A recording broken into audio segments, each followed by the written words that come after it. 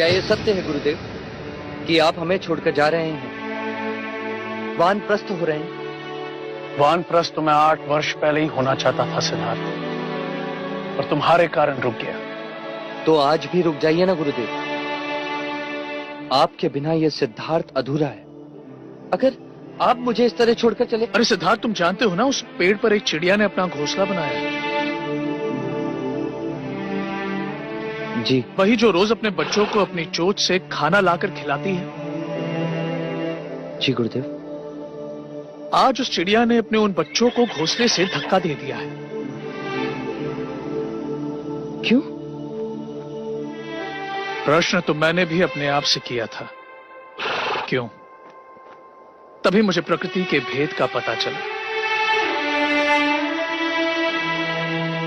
धरती पर गिरने से पहले उस चिड़िया के उन बच्चों ने अपने पंख फड़फड़ाए और देखते ही देखते वो उड़ने लगे। परंतु गुरुदेव, मुझे पंख फैलाने नहीं आते। मुझे जाना होगा सिद्धार्थ, मेरा कर्तव्य पूरा हुआ। मैंने अपना संपूर्ण ज्ञान तुम्हें दे दिया है। अब संन्यास आश्रम का समय आ गया है, और संन्यास आश्रम का मार्ग वानप्रस्थान से ही है। शास्त्रों में 4 आश्रम का ज्ञान दिया है, और हर एक आश्रम का अपना एक महत्व है। परंतु गुरुदेव, मेरी शिक्षा तो अभी अधूरी है। आपने मुझे वानप्रस्थ और संन्यास आश्रम का ज्ञान तो दिया ही नहीं। आचार्य कौंडिन्य, मेरा आपसे मतभेद है। आपने सिद्धार्थ को अहिंसा, ध्यान और मृत्यु का ज्ञान दिया, वो उचित न था। कुछ बातें समझाई नहीं जाती सिद्धार्थ, समय के साथ साथ समझ में आती है। राग, द्वेष, मोह, माया, वासनाओं के बंधनों में बंधोगे तभी उसे छोड़ने का ज्ञान होगा। जिसका अनुभव नहीं, उसकी बातें भी निरर्थक हैं। जैसे फल को पेड़ से तभी उतारा जाता है जब वो पूरी तरह पक जाए, वैसे ही वानप्रस्थ और संन्यास आश्रम का ज्ञान तुम्हें गृहस्थ आश्रम के पश्चात ही होगा। परंतु गृहस्थ आश्रम के पूर्ण होने के पश्चात मैं आपको कहां ढूंढूंगा? उस समय तुम्हें मुझे ढूंढने की आवश्यकता नहीं होगी सिद्धार्थ। तुम स्वयं ज्ञानी हो जाओगे। कदाचित मैं ही तुम्हें ढूंढते हुए आ जाऊं। ये लो, इसमें मेरा सारा ज्ञान संजोए रखा है मैंने। उचित समय आने पर इसका चिंतन करना। तुम्हारे कुछ प्रश्नों के उत्तर तुम्हें अवश्य मिल जाएंगे।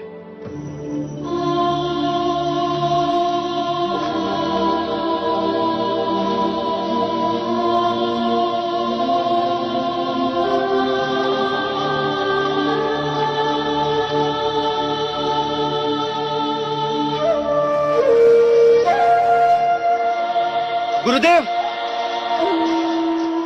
रुक जाइए गुरुदेव, आपके बिना मैं अकेला रह जाऊंगा। गुरुदेव, रुक जाइए आचार्य।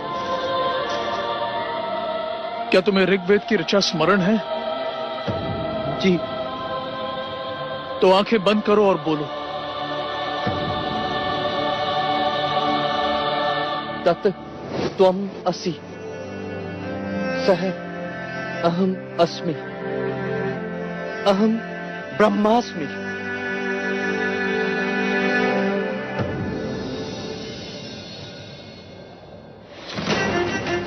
गुरुदेव!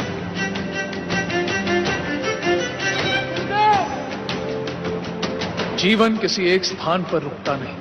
जैसे नदी का पानी बहता रहता है, यदि वो एक स्थान पर रुक जाए तो दूषित हो जाता है। अपने मन को शांत करो,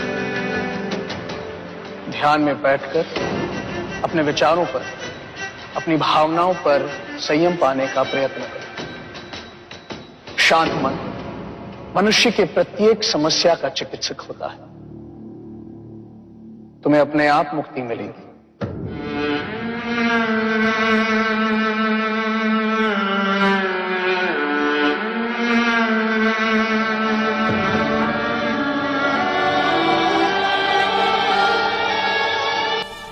quién voy a preguntarle ahora? Al volver, ¿Quién me va a responder? Será Dios. Un Dios que nadie encuentra. Cuando el amor llega, mi querido rey, hasta los mayores santos empiezan a hablar el idioma de la atracción y la lujuria. Y Su Alteza no ha experimentado los gozos de esta vida. Será tu responsabilidad el príncipe desde ahora. Vas a enseñarle el arte del amor.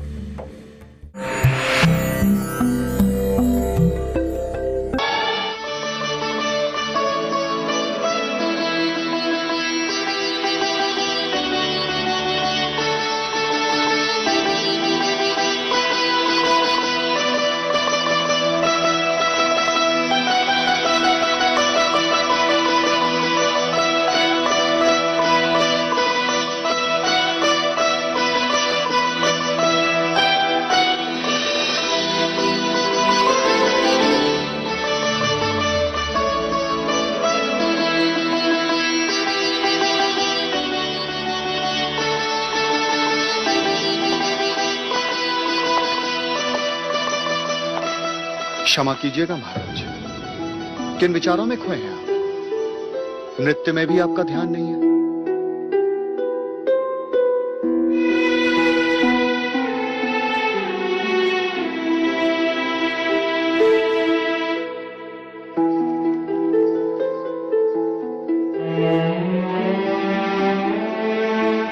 क्षमा करें,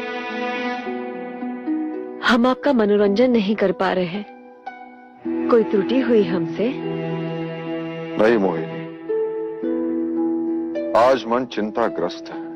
किस विषय में महाराज? असित मुनि की भविष्यवाणी तुम भली भांति जानते हो उदयन, और युवराज की रुचि ध्यान की ओर बढ़ती जा रही है। क्षमा करें, किंतु युवराज की सेवा करने का अवसर आपने हमें नहीं दिया। जब काम बाण चलता है ना महाराज, तो बड़े बड़े ध्यानी मुनि भी भोग की बोली बोलने लगते हैं, और युवराज ने काम का रंगीन संसार देखा ही कहाँ है। महाराज, मोहिनी बिल्कुल सत्य कह रही है। युवराज अभी तक कौंडिन्य के संपर्क में आए, इसलिए ध्यान की बातें करने लगे, और जब वो इन सुंदरियों और मोहिनी के साथ रहेंगे तो भोग विलास में रत हो जाएंगे। महाराज, काम सबको पिघलाता है। यूं तो जीवन में कई अग्नि है, और अग्नि सब कुछ नष्ट कर देती है, किंतु एक अग्नि है जो सृजन करती है, जिस अग्नि से आनंद प्राप्त होता है, जो मन के वैराग्य को जलाता है और मोह पाश में जकड़ लेता है। ठीक है मोहिनी, आज से युवराज का उत्तरदायित्व तुम्हारा। काम शास्त्र तुम उसे सिखाओ।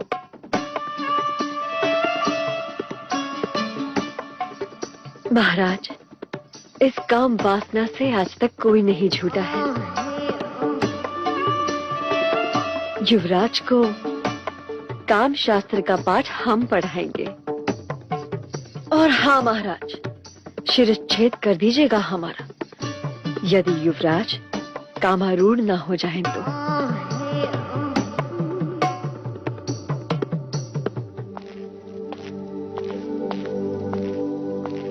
सिद्धार्थ,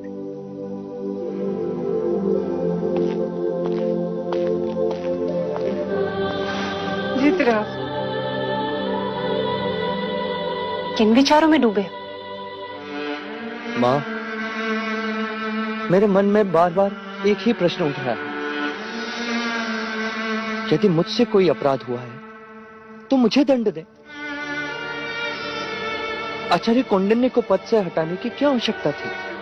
क्योंकि वह स्वयं एकांत चाहते थे, वानप्रस्थ होना चाहते थे। उन्हें तो अपनी इच्छा से एकांत मिल गया, और मुझे अकेलापन। आचार्य कौंडिन्य मेरे हर प्रश्न का उत्तर थे, मेरी जिज्ञासा का प्रत्युत्तर थे। अब मैं किससे प्रश्न करूंगा और किससे उत्तर पाऊंगा? ईश्वर से। ईश्वर जो स्वयं एक प्रश्न है, वो प्रश्न के उत्तर क्या देगा? जो ईश्वर बोलता नहीं, जो ईश्वर देखता नहीं, वो ईश्वर जिसका कोई ठिकाना नहीं। नहीं सिद्धार्थ, बल्कि यूं कहो कि सारी सृष्टि उसका ठिकाना है।